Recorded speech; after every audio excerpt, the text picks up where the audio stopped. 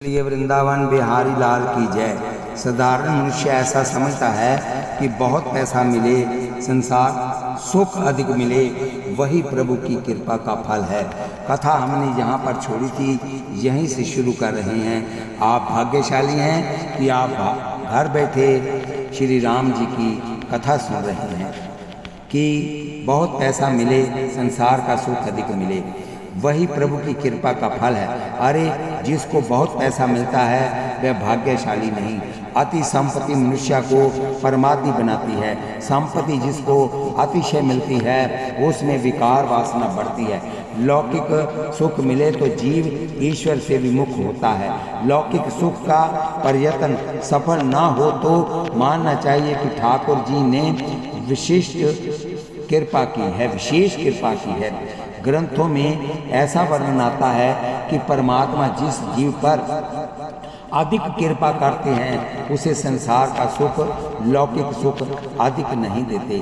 शांति से विचार करोगे तो ध्यान में आवेगा कि संसार का सुख तो पशु पक्षी भी भोगते हैं, चकवा चकवी डोलते फिरते हैं, मकान बनाते हैं, बालकों को भी बड़ा करते हैं, बच्चों को भी बड़ा करते हैं, बच्चों को जन्म देते हैं, उनका लालन पालन करना, विवाह करना इत्यादि तो ये जीव अनेक जन्मों से करता ही आया है। कितनी ही बार ये जीव पति हुआ, पत्नी हुआ, इसको कोई गिनती नहीं, फिर भी इसको शांति कहाँ मिली है। भगवान कृपा करते हैं तो संसार का सुख अधिक नहीं देते, सत्संग देते हैं। संसार का सुख प्रारब्ध का फल है, सत्संग परमात्मा की कृपा का फल है। जिस जीव के ऊपर परमात्मा कृपा करते हैं उस जीव को वह संतों का संग देते हैं। सत्संग की महिमा बहुत बड़ी है। जो सत्संग करते हैं वह ही संत बनते हैं। तुम्हारी अपेक्षा ज्ञान, भक्ति और वैराग्य में जो आगे बढ़े हुए हैं उनका संग करो, उनका अनुसरण करो। जिसको संसार का सुख बहुत अच्छा लगता है ऐसे लोगों से दूर रहो। विलासी के संग से ही कुसंग कहते हैं, विलासी के संग को ही कुसंग कहते हैं, अति कामी के संग को ही कुसंग कहते हैं। साधारणतया मनुष्य जन्म से बिगड़ा हुआ होता है, कुसंग से बिगड़ा है। संग का रंग मन को लगता है। तुम्हारा जन्म हुआ था तब तुमको गर्म पानी पीने की टेव थी। जन्म हुआ तब किसी को चाय पीने की आदत नहीं थी। जन्म हुआ तब बालक को कोई व्यसन नहीं था, वह शुद्ध था। उसको पाप करने की अकल भी नहीं थी, उसको कपट करना नहीं आता था। बालक तो भोला होता है। अनेक बार माँ बाप ही बालक को कपट करना सिखाते हैं। बालक को कपट करने की अकल नहीं होती। बाल्यावस्था में सब ही ठीक होते हैं। बड़े हुए पीछे जिनके संग में आते हैं उनका रंग मन को लगता है। सत्संग प्रभु कृपा से मिलता है, परंतु कुसंग से बचना तुम्हारे हाथ में है। तुम्हारा लक्ष्य है परमात्मा के चरणों में जाना। तुम्हारा लक्ष्य और अन्य जिसका लक्ष्य एक समान है उनका ही संग करो। किसी का लक्ष्य काम सुख को हो, काम सुख का हो, पैसे का हो, उसके संग में तुमको तनक भी लाभ नहीं होगा, नुकसान ही होगा। कुसंग अर्थात अति कामी का संग, अति लोभी का संग, व्यसनी का संग या नास्तिक का संग, जिसको परमात्मा का भय नहीं उसका संग भी कुसंग है। जो संसार सुख में रचा पचा रहता है उसका संग कुसंग है। मानव जीवन संसार सुख भोग कर नष्ट कर डालने के लिए नहीं, मानव जीवन परमात्मा के लिए है। प्रारब्ध से पैसा मिले तो उसका उपभोग संसार सुख भोगने में, शरीर और इंद्रियों को लाड लाने में नहीं, अथवा उसका केवल मात्र संग्रह भी करना ठीक नहीं। पैसे का सदुपयोग करना, पानी बाढ़ो नाव में, घर में बाढ़ो धाम, दोनों हाथ धो लीजिए यही सियानों काम। अरे जिस पैसे का सदुपयोग तुम कर सके नहीं उस पैसे का सदुपयोग तुम्हारे छोकरे क्या कर सकते हैं। कितने ही लोग ऐसी अपेक्षा रखते हैं कि छोकरों के लिए खूब इकट्ठा कर लो, जिससे बेचारा सुखी हो। शोकरों के लिए रखना, परंतु विवेक से रखना। अधिक रखोगे तो वह प्रमादी होंगे, आलसी होंगे, विलासी होंगे। पैसा जीवन का लक्ष्य नहीं, परमात्मा ही जीवन का लक्ष्य है। संसार का कोई भी सुख जीवन का लक्ष्य नहीं, भजनानंद ही जीवन का लक्ष्य है। सत्संग मिले तो करना, और सत्संग न मिले तो सबका संग छोड़कर अलग रहना। किसी का तिरस्कार न करो, परंतु जिसको भक्ति का रंग लगा नहीं, जिसको संसार का सुख बहुत मीठा लगता है, ऐसे कामी विलासी गृहस्थी का संग न करो, नहीं तो तुम्हारा पतन होगा। भागवत में वृतासुर वध की कथा आती है। प्रभु ने वृतासुर का उद्धार किया। उससे पहले उसने प्रभु की सुंदर स्तुति करते हुए कहा, कर्मानुसार मुझे संसार के चक्कर में भटकना पड़े तो हे नाथ, मैं इतना ही मांगता हूँ कि मुझको भगवान के लाडले उत्तम वैष्णव जनों का सत्संग मिले। जो लोग तुम्हारी माया में फंसे हुए हैं और शरीर, घर, स्त्री, पुत्र आदि में आसक्त हैं, उनका संग मुझको फिर कभी ना हो। कामी के संग से मनुष्य इंद्रियों का दास बनता है। कोई जितेंद्रिया महापुरुष मिले तो उसका संग करो, ऐसा न मिले तो श्री राम नाम का संग करो, रामायण का संग करो। कुसंग से जीवन बिगड़ता है। ककई का राम जी में बहुत प्रेम था, परंतु ककई की मंथरा का कुसंग हुआ। ककई को मंथरा का कुसंग हुआ, इससे ककई की बुद्धि बिगड़ गई। बोलिए वृंदावन बिहारी लाल की जय। महाराज दशरथ का नियम था कि वह दरबार का कामकाज पूरा होने पर सायंकाल में पहले ककई के महल में जाते थे। महाराज पधारते तब ककई रोज द्वार पर खड़ी रहकर उनका स्वागत करती थी। नित्य के नियम के अनुसार आज महाराज दशरथ पधारे तो ककई दिखी नहीं। महाराज को आश्चर्य हुआ कि कभी ऐसा होता नहीं, आज क्या बात हुई। उन्होंने दासियों से पूछा, महारानी कहाँ है, दिखाई नहीं पड़ती। दासियों ने कहा, हमको कुछ विशेष खबर नहीं, परंतु वह कोप भवन में जाकर पड़ी है। महाराज दशरथ विचार में पड़ गए। इन्होंने कोप भवन में प्रवेश किया तो देखा कि कई के ने वस्त्र आभूषण फेंक दिए थे, अमंगल वेश धारण किया था, धरती के ऊपर पड़ी थी। महाराज दशरथ को ये ठीक नहीं लगा। ककई के चरणों के पास जाकर के महाराज बैठे, चरणों के ऊपर हाथ फेरने लगे और पूछा, ककई तुमको क्या हुआ है। जब जब महाराज दशरथ एकांत में ककई के पास आते थे तब ककई बारंबार कहती थी कि राम का राज्याभिषेक करो। इससे दशरथ ने ककई से कहा, तुमने मुझसे अनेक बार कहा था, इसलिए तुम्हारी इच्छा के अनुसार कल राम का राज्याभिषेक होना है। तुम सुंदर वस्त्र भूषण धारण करो। महाराज दशरथ महान ज्ञानी थे, बुद्धिमान थे, राजनीति में कुशल थे, परंतु वह स्त्री चरित्र को समझ नहीं सके। राम जी का राज्याभिषेक होना है, ऐसा सुनने पर ककई ने अतिशय क्रोध किया। क्रूर होकर उनसे महाराज से कहा, मुझसे बोलना नहीं, जाओ तुम यहाँ से, मुझसे क्यों कहने आए हो। राजा दशरथ ने पूछा, ककई तुम क्यों नाराज हो, तुम्हारा किसी ने अपमान किया है क्या, क्या हुआ, मुझसे कहो, मैं तो तुम्हारे अधीन हूँ। स्त्री के अतिशय अधीन होना पाप है। शास्त्र में लिखा है कि जो पुरुष स्त्री के अतिशय अधीन रहता है उसे देखने में भी पाप लगता है। स्त्री के अतिशय अधीन रहने वाला बहुत दुखी होता है, इसका पतन होता है। स्त्री के अतिशय अधीन रहना नहीं, स्त्री में विश्वास रखना, परंतु अति विश्वास नहीं रखना। स्त्री बोले वह सब 16 आना सच नहीं मानना। महाराज दशरथ ककई के अधीन थे। भरत शत्रुघ्न अगर दशरथ के पास होते तो महाराज दशरथ ककई के वश में न होते। भरत जी वैराग्य के स्वरूप हैं, शत्रुघ्न सदा विचार के स्वरूप हैं। ये दोनों दशरथ जी से दूर चले जाएं। तो दशरथ जी ककई के अधीन होते हैं। आज भरत और शत्रुघ्न अयोध्या में नहीं थे, इसलिए राजा ककई के वश में हो गए। भरत को जी को रखे तो ककई की कुबुद्धि के अधीन ना, भरत जी को रखें तो ककई की कुबुद्धि के अधीन न हो।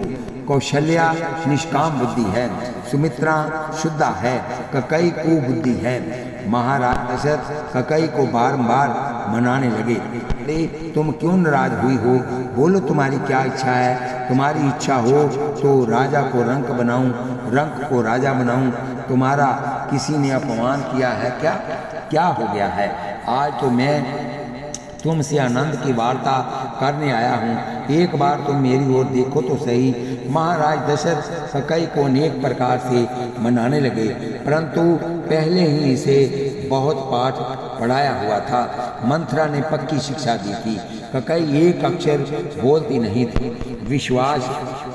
निश्वास निकालती थी। महाराज दशरथ अनेक प्रकार से पूछने लगे कि कई तो क्यों नाराज हुई है, तेरा किसने बिगाड़ किया है, तुझे क्या चाहिए। इस युद्ध के राज्य और मेरी समग्र राज्य संपत्ति के साथ मैं तुम्हारे अधीन हूँ, तू आज्ञा कर, तेरी इच्छा के अनुसार मैं सब करने को तैयार हूँ। बहुत कुछ मनाने पर भी जब ककई नहीं बोली, तब राजा दशरथ महाराज बहुत व्याकुल हुए। राजा फिर कहने लगे, ककई आज तो अयोध्या नगरी का श्रृंगार किया गया है, सब सुख हुए हैं, सब सुखी हुए हैं, फिर तुम इस प्रकार काले वस्त्र पहनो, ये योग्य नहीं। अपने राम का मुझे राज्य अभिषेक करना है। राम ही देव काल युवराजू, सहज ही सुलोचनी मंगल साजू। तुम सुंदर वस्त्र आभूषण धारण करो। महाराज दशरथ को अभी तक खबर नहीं थी कि ककई के मन में क्या था। ककई केवल तिरस्कार करती रही। अत्यंत व्याकुल होकर दशरथ जी बोले, ककई तुझे क्या हो गया है? मैं तुमसे ठीक कहता हूँ, आज तक किसी दिन मैंने राम की सुगंध नहीं ली। राम मुझको प्राणों से भी अधिक प्यारे लगते हैं। आज मैं राम की सुगंध खाकर कहता हूँ कि तुम जो मांगोगी वही मैं तुमको देने को तैयार हूँ। राजा दशरथ ने जो राम की सुगंध ली, तब कई ने जीभ चाटी।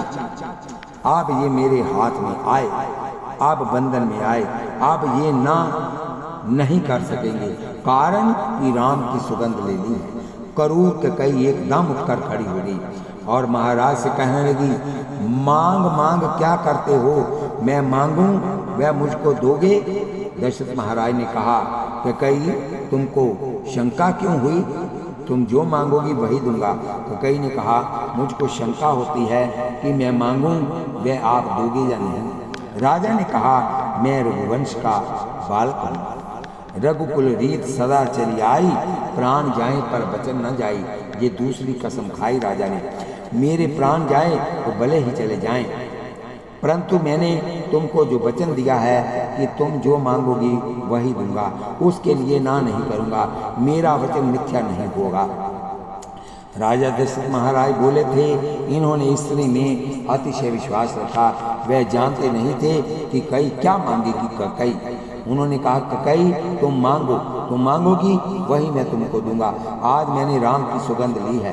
ककई ने कहा, तुम्हारा मुझे कुछ चाहिए नहीं, परंतु 2 वरदान जो मैंने तुम्हारे पास ठाती रूप में रखे हैं वह मैं आज मांगूंगी। राजा बोले, 2 वरदान क्या मांगती हो? तुम 4 वरदान मांग लो। ये 2 वरदान लेने के लिए तुमने ये हठ किया कि कई ये योग्य नहीं, तुम जो मांगोगी वह मैं तुमको दूंगा। ककई ने कहा, तुम ठीक तरह से सुनो। पहला वरदान ये मांगती हूँ कि ये जो राज्य अभिषेक की तैयारी हुई है उससे राम का नहीं, मेरे भरत का राज्य अभिषेक करो। दशरथ जी ये सुनकर घबराए, पीछे मन में विचार किया कि भरत राजा हो तो मेरा राम राजी होगा, मेरे राम को तनिक भी बुरा लगेगा नहीं, इसका तो छोटे भाइयों पर अतिशय प्रेम है। वह ऐसा कहता था कि 4 भाइयों को गद्दी पर बिठाओ, राम कुछ भी मन में लावेंगे ही नहीं। इससे दशरथ महाराज ने ककई से कहा, ककई मैं भरत को राज्य दे दूंगा, मैं भरत का राज्य अभिषेक करने को तैयार हूँ। तू दूसरा वरदान मांग। ककई ने राजा का तिरस्कार करते हुए कहा, तुम सावधान तो हो ना? ठीक ठीक सुनना। राजा दशरथ महाराज ने कहा, आज तुम इस प्रकार क्यों बोलती हो? ककई बोली, मुझको शंका है कि मैं जो मांगने वाली हूँ वह मुझको दोगे कि नहीं।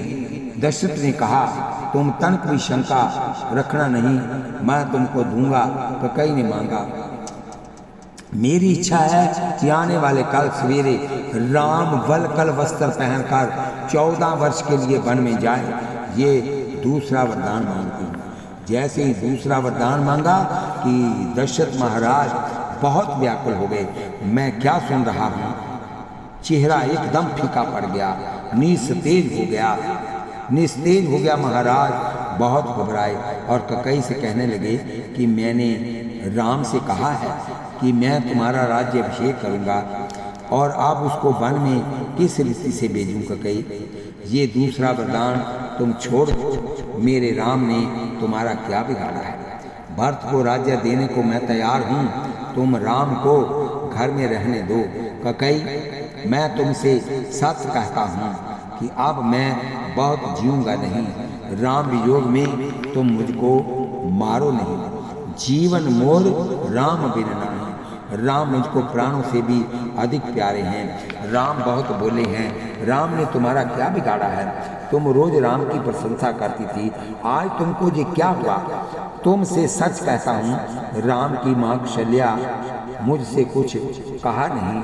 कौशल्या का स्वभाव बहुत सरल है, तुम्हारे लिए उसके हृदय में प्रेम है। ककई ने कहा कि अब तुम बहुत बोलो नहीं। राम साधु तुम साधु सियाने, राम मातु भली सब पहचाने। राम कैसा बोला है, कौशल्या जी कैसी बोली हैं और तुम कैसे सज्जन हो, सियाने हो, ये सब मैं जानती हूँ। तुमको मंथरा ने सब बता दिया है, मुझको मंथरा ने सब बता दिया है। राजा दशरथ के प्रेम का और ककई की निष्ठुरता का वर्णन हो सके ऐसा संभव नहीं। ककई ने अति निष्ठुर होकर दशरथ महाराज का तिरस्कार करते हुए कहा कि अबला की तरह क्यों रोते हो? शर्म आती नहीं? तुमने कहा कि रघुकुल रीत सदा चली आई, वह किस मुख से कहा था? असत्य बोलोगे तो नरक में पड़ोगे। बोलिए बांके बिहारी लाल की जय। राजा दशरथ ककई से विनती करने लगे कि ककई, किसी भी दिन तुम इस तरह नहीं बोलती थी, परंतु आज क्यों इस तरह बोल रही है? मैं तुझे ठीक कह रहा हूँ। राम वन को जाएंगे तो क्या सीता जी घर में रहेंगी? सीता जी अतिशय कोमल है। सीता जी वन में जाएं तो राजा जनक को किस प्रकार मुँह दिखाऊंगा? कि कई लक्ष्मण भी फिर क्या घर में रहेंगे? ये वरदान तू वापस ले।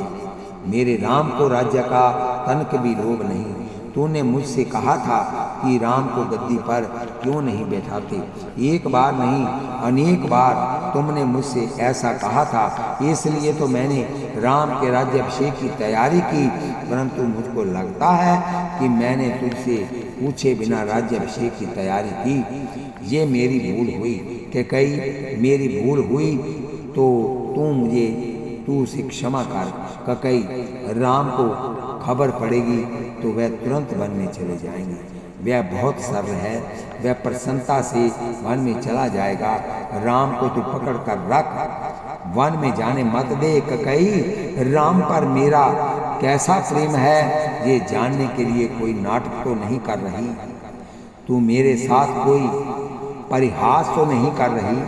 राम वन में चले जाएंगे तो मेरे प्राण भी उसके पीछे पीछे चले जाएंगे।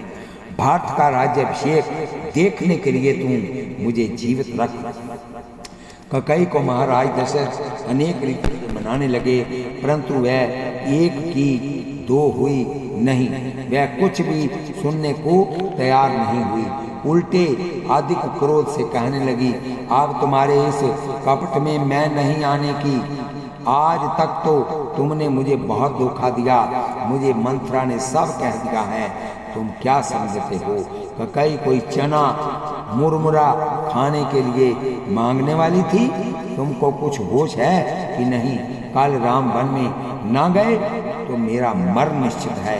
ककई के जो मन में आया सो बकने लगी। महाराज दशरथ से मनाते हुए कहने लगे, ककई तू ये क्या बोल रही है? तू मेरे ऊपर दया कर, मेरे राम ने तेरा कोई अपराध किया हो तो क्षमा कर, मैं भरत को राज्य देने को तैयार हूँ। ककई मैं राम को लेकर अयोध्या के बाहर वशिष्ठ के आश्रम में रह जाऊंगा, ये नहीं यहाँ नहीं आऊँगा, परंतु मेरे राम को तू आंखों से दूर न कर, मैं तेरे पैर पकड़ता हूँ। तुझे आज मेरे ऊपर भी दया आती नहीं। मैं तुझे ठीक कहता हूँ, तू भरत के लिए राज्य की मांग करती है, परंतु मुझे ऐसा लगता है कि भरत गद्दी पर बैठेगा नहीं, वह मना कर देगा। 14 वर्ष पीछे श्री सीताराम जी स्वर्ण सिंहासन पर विराजेंगे और अयोध्या की भाग्यशाली प्रजा उनके दर्शन करेगी, परंतु मैं देखने के लिए जीवित नहीं रहूँगा। मेरे जीवन का अंतिम मनोरथ अधूरा रहेगा, ऐसा तुझको लगता है? ऐसा मुझको लगता है। भगवान शंकर की मेरे ऊपर कृपा हो, मेरे प्राण निकलें, पीछे राम भले वन में जाएं, परंतु अंतिम श्वास तक मुझको राम दिखते रहें। मेरी दूसरी कोई इच्छा नहीं। ककई मेरे राम को मेरी आंखों से दूर मत कर, नहीं तो तुमको पीछे बहुत ही पश्चाताप होगा, तुम मान जाओ। राजा ने ककई को अनेक रीति से समझाने का प्रयत्न किया, परंतु वह नहीं मानी। स्त्री एक ऐसा दुराग्रह करे तो पीछे राक्षसी जैसी हो जाती है। जो ककई को प्यारी लगती थी, ऐसी अनेक ब्राह्मणों की पत्नी आकर ककई को समझाने लगी कि ये तुम क्या करती हो, परंतु ककई किसी की मानती नहीं थी। महाराज दशरथ बहुत ही घबराए, हताश हो गए, बोले, ककई ये तेरा दोष नहीं, मुझको लगता है कि मेरा काल तेरे शरीर में आकर बैठा है। लाग्यो तो ही पिशाच जिमी काल कहावत मोर। ककई अब तू एक अक्षर भी बोलना नहीं, तू अपना मुंह मुझको दिखाना नहीं, तुमको जो इच्छा अच्छा लगे वह तू कर। महाराज अब सूर्य नारायण को मनाने लगे, हे सूर्य नारायण, तुम आज उदय न होना, मेरे राम को ये खबर पड़ेगी तो राम घर में नहीं रहेगा, वन में चला जाएगा। महाराज ने जीवा से राम जी से ऐसा कहा ही नहीं कि तुम वन में जाओ, ये तो ककई ही ने ही कहा था। फलता तुरंत ही राम जी ने वन में जाने के लिए विदाई ले ली थी। राजा का भय सत्य था। महाराज दशरथ ने सूर्य नारायण से कहा, मेरा राम अब घर में नहीं रहेगा, मेरा राम वन में जाएगा तो हे सूर्य नारायण, तुमको भी बहुत दुख होगा, देखना आज की रात पूरी न होने पावे। हे शंकर भगवान, तुम तो आशुतोष हो, तुम तो अंतर्यामी हो, मुझे तुम ऐसा वरदान दो, मुझे दूसरा कुछ नहीं मांगना, भले ही असत्य बोलने का पाप मेरे सिर आवे, भले ही मैं नरक में जाऊं, परंतु मेरा राम मेरी आंखों से दूर न हो। हे शंकर भगवान, मेरे राम को ऐसी बुद्धि दो कि मुझे छोड़कर वन में नहीं जाए। महाराज दशरथ पलंग पर पड़े पड़े शंकर भगवान को मनाते थे। महाराज बहुत व्याकुल थे, समस्त रात्रि नींद नहीं आई। श्री राम श्री राम श्री राम रटते हुए पड़े रहे। आधा शरीर पलंग पर था, आधा शरीर पृथ्वी के ऊपर पड़ा था। मन में व्याकुल थे कि अब मैं क्या करूं, कहाँ जाऊं, किससे कहूं। राजा दशरथ का काल मानो ककई में बैठा हो और उनकी मृत्यु की घड़ी गिन रहा हो। इस प्रकार ककई वहाँ बैठी थी। ककई की निष्ठुरता की सीमा नहीं थी, उसका वर्णन हो सकता नहीं। अयोध्या की प्रजा श्री राम दर्शन के लिए आतुर थी। आतुरता भी इतनी तीव्र थी कि सबको ऐसा लग रहा था कि कब आज की रात्रि पूरी हो और कब राम जी का राज्याभिषेक हो। श्री सीताराम जी कल हाथी के ऊपर विराजेंगे और हम सब दर्शन करेंगे। बोलिए वृंदावन बिहारी लाल की जय। लोगों को रात्रि में निंद्रा भी नहीं आई थी। अयोध्या की स्त्रियां श्री सीताराम का नाम लेकर मंगल गीत गाती थी। अयोध्या की प्रजा खूब आनंद में थी। प्रातःकाल हुआ, राजमहल के आंगन में लोगों की बहुत भीड़ हो गई। लोग स्नान करके सुंदर वस्त्र भूषण धारण करके आए हुए थे। सभी अत्यंत उत्साह आनंद में थे कि आज राम जी का राज्याभिषेक होना है। नित्य तो महाराज दशरथ प्रातःकाल 4 बजे उठते थे। महाराज का ये नियम था कि वह ब्रह्म मुहूर्त में किसी भी दिन पलंग पर लेटे नहीं। प्रातःकाल 4 बजे ब्रह्म मुहूर्त का आरंभ होता है। ब्रह्म मुहूर्त की निद्रा पुण्य का विनाश करने वाली होती है। कितने ही तो लोग ऐसा समझते हैं कि सुबह की निद्रा बहुत अच्छी होती है। सुबह 4 बजे पीछे चारपाई पर जिसको बहुत मजा आता है, उसको ऊपर जाने पर बहुत सजा मिलती है। सुबह 4 बजे के बाद निद्रा नहीं होती, तंद्रा होती है। भक्ति में पूरा आनंद सुबह 4 से 5:30 बजे तक होता है। प्रातःकाल में सुबह 4 बजे उठकर मानसिक सेवा करो, ध्यान करो और जप करो। ईश्वर के साथ एक बनो। 4 वर्ष पर्यंत नियम पूर्वक करके इसके अनुसार करोगे तो अनुभव प्राप्त होगा। प्रातःकाल में जप, ध्यान, प्रार्थना की हुई हो तो पूरे दिन परमात्मा तुमको पाप करने से निवारण करेंगे। प्रातःकाल परमात्मा की भक्ति में हृदय थोड़ा पिघले तो सारा दिन आनंद से व्यतीत होता है। महाराज दशरथ चक्रवर्ती सार्वभौम राजा थे। इनका नियम सवेरे 4 बजे उठने का था। नित्य तो ब्रह्म मुहूर्त में उठते थे, परंतु आज महाराज दशरथ क्यों नहीं जागते? सब विचार में पड़ गए। भाट जन, बंदी जन महाराज का सुयश कहते हुए महाराज का गुणगान करते थे, मंगल गीत गाते थे। वे शब्द महाराज दशरथ के कानों में पड़े। महाराज दशरथ घबराए कि अब रात पूरी हो गई। ऐसा लगता है कि सूर्य उदय हो गया लगता है। अब आज मुझे क्या दुख देखना है, इसकी खबर पड़ती नहीं। राम अभी घर में है, इसलिए अभी मेरे प्राण चले जाएं तो ठीक है। मंत्री सुमंत्र जी आ पहुँचे। उन्होंने देखा कि अभी तक किस कारण महाराज नहीं जागे हैं। उनको आश्चर्य हुआ, थोड़े घबरा भी गए। धैर्य रखकर उन्होंने अंदर प्रवेश किया, परंतु राजमहल मानो खाने को दौड़ता हो, ऐसा शमशान जैसा लग रहा था।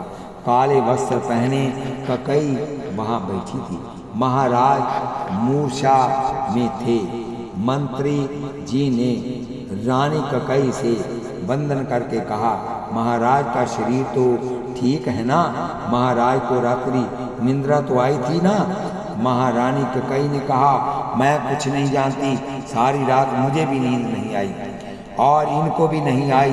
पूरी रात ये राम राम करते रहे हैं। पूरी न परी न राजही, नींद निसी हेतु जान जगदीश, राम राम रटि भोर किए, कहीं ना भरम महीसु। अब तो इनका पुत्र आवे और बाप से पूछे, मैं क्या जानूं? जाओ राम जी को जल्दी बुला लाओ। मंत्री जी समझ गए कि इन्हीं के कई ने कुछ कपट किया मालूम होता है। मंत्री जी बाहर आए। सब लोग पूछने लगे, महाराज आज क्यों नहीं जाग रहे हैं? क्या हो गया है? मंत्री ने कहा, अभी जागेंगे, शरीर थोड़ा ठीक नहीं है। लोग घबराए। मंत्री जी सीधे राम जी के पास गए। मर्यादा पुरुषोत्तम राम की प्रत्येक लीला में मर्यादा थी। मंत्री जी आए, उस समय राम उठकर खड़े हो गए। राम जी मंत्री जी का पिता की भांति सम्मान करते थे। थोड़ा विचार करो, राम जी तो राजा थे और मंत्री जी इनके सेवक थे, फिर भी राम जी मंत्री जी को पिता के समान मानते थे। मंत्री जी का सम्मान करते हुए राम जी ने पूछा, आपका किस कारण आगमन हुआ है? मंत्री जी ने कहा, महाराज दशरथ आपको याद कर रहे हैं। इसे सुनते ही श्री राम दौड़ते हुए गए। मेरे पिताजी ने मुझे याद किया है, इसी बात का ध्यान था। राम जी को ना तो वस्त्रों का ध्यान था न पैरों में जूतियों का ध्यान था। अयोध्या की प्रजा देखने लगी कि ये क्या हुआ, ये क्या। नंगे पैर राम जी दौड़ते चले जा रहे हैं। श्री रामचंद्र जी ने अंदर प्रवेश किया, पिताजी को देखा। सूख ही अदर जरे सब अंगू, मन दीन मनि हीन भुजंगू। श्री राम जी को बहुत दुख हुआ, मेरे पिताजी की ये दशा।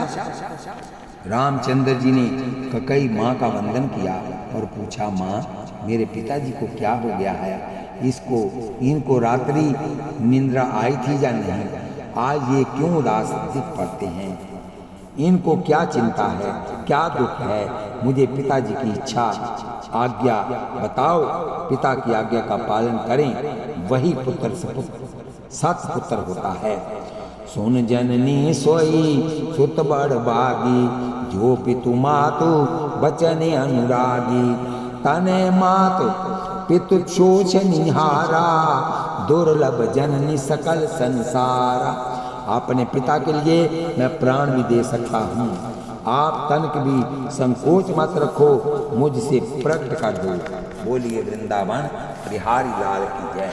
ककई ने कहा, राम तव मेव कारणम, अपने पिता के दुख के कारण तुम ही हो। ये शब्द रघुनाथ जी के हृदय में बाण जैसे लगे। पिता के दुख का कारण मैं, अत्यंत दुखित होकर राम जी ने कहा, माँ मैंने ऐसा क्या अपराध किया है कि मेरे कारण मेरे पिताजी को दुख हो रहा है। कहीं ने कहा, बेटा तेरा ऐसा कोई अपराध नहीं है। राम जी ने कहा, ना ना माँ, मेरी कुछ भूल हुई होगी और इस कारण पिताजी को कहने में कुछ संकोच हो रहा होगा।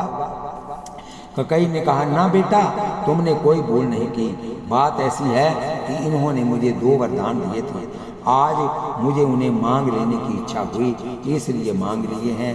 मैंने एक वरदान में भरत के लिए राजगद्दी मांगी है और दूसरे वरदान में ऐसा मांगा है कि सूर्योदय होते ही 14 वर्ष के लिए राम वन में जाएं, राम का राज्य अभिषेक करूंगा, ऐसा कहा था। अब बदले में वनवास देने में इनको संकोच हो रहा है, ये बहुत शर्माते हैं, परंतु बेटा तुम्हारे पिता का कल्याण हो ऐसा तुम्हें करना चाहिए। वृद्ध अवस्था में उनके सिर पर अपकीर्ति का, असत्य बोलने का कलंक न लगे, ये तुम्हें सोचना चाहिए। बोलिए वृंदावन बिहारी लाल की जय। ये अभिषेक छोड़कर तपस्वी बनो, ये अभिषेक छोड़कर तपस्वी बनो।